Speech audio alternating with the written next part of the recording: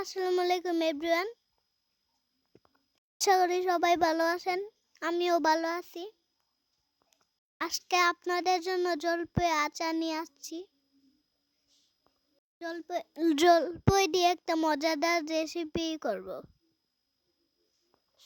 এখানে জলপাইগুলোতে ধুয়ে নিচ্ছি।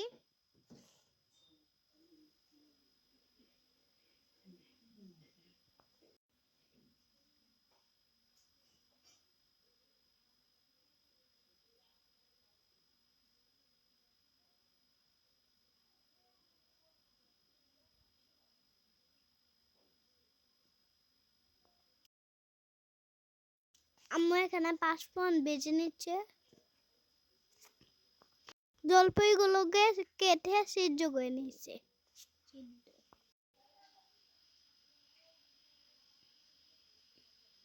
দেখতেই পাচ্ছেন কতগুলো জলপাই।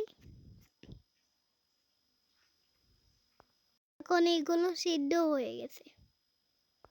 তারপর ছাঁকনি দিয়ে ছেঁকে নিব।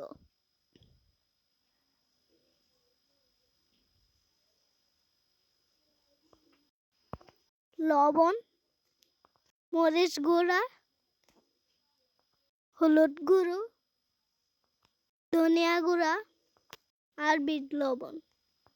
এখানে আছে মরিচ গুঁড়া আর চিনি, ধনিয়া গুঁড়া,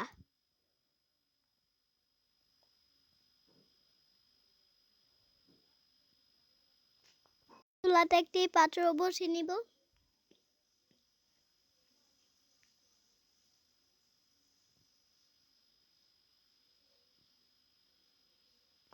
তারপর সরিষার তেল দিয়ে নিব। আচ্ছা, আচারের জন্য সরিষার তেল অনেক গুরুত্বপূর্ণ। মরিচ গুঁড়া দিয়ে নিলাম,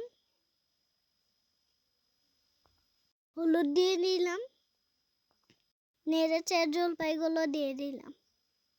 করে গুঁড়া মেরে নিতে হবে। তারপর বিট লবণ দিয়ে দিতে হবে।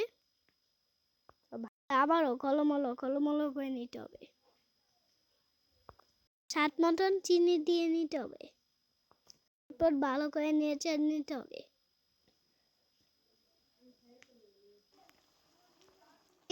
পানি ছেড়ে দিছে। আর কোনো পানি ব্যবহার করা যাবে না। পানি ব্যবহার করলে আচার নষ্ট হয়ে যাবে। এখন দিয়ে নিব শুকনো মরিচ গুঁড়ো। এটা ঝালও লাগবে, মিষ্টিও লাগবে। তারপর ধনিয়ার গুঁড়ো দিয়ে নিতে হবে। তারপর ভালো করে নেড়ে নিতে হবে।